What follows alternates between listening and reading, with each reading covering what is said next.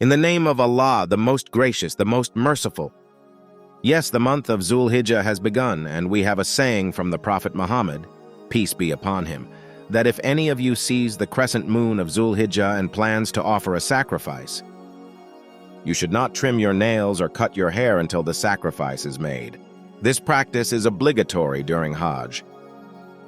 There are three important aspects of this act of worship that need to be understood.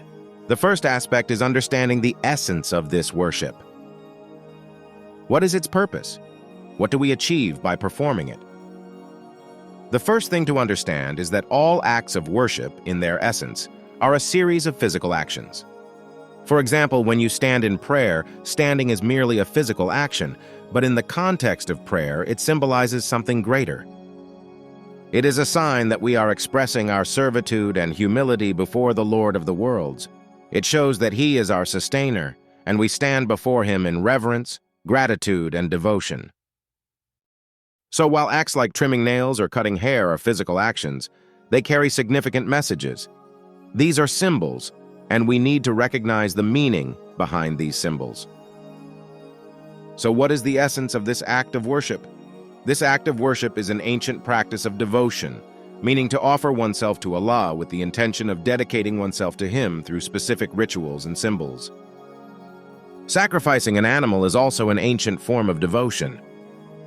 The purpose and philosophy behind this act are to convey to Allah that just as everything else we have is dedicated to Him, our lives are also His trust. By sacrificing the animal, we symbolically show that if given the chance, we would offer our own lives for His sake. Just as sacrificing an animal was an ancient symbol of devotion, refraining from cutting hair and trimming nails until the sacrifice is made, and then doing so afterward, is also an ancient practice of devotion. In the context of animal sacrifice, the essence is clear, but what about the significance and wisdom behind not cutting hair and nails before the sacrifice? In ancient times, when a person was captured as a slave or came under another person's dominance, their hair was cut to signify their status as a slave. Wherever they went, it was apparent that they were someone's slave. Similarly, when someone joined a community, their nails were also trimmed. This practice was prevalent among the Israelites, and the Bible contains detailed descriptions of it. Thus, cutting hair and trimming nails was a symbol of coming under someone's authority. Religion has adopted this ritual to signify that if you want to express your servitude to Allah, you should adopt this practice as a religious act. Therefore, those who wanted to express their devotion in ancient times would cut their hair.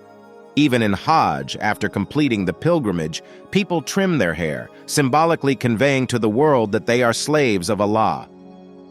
So the first point to understand about this act of worship is that it is a symbol.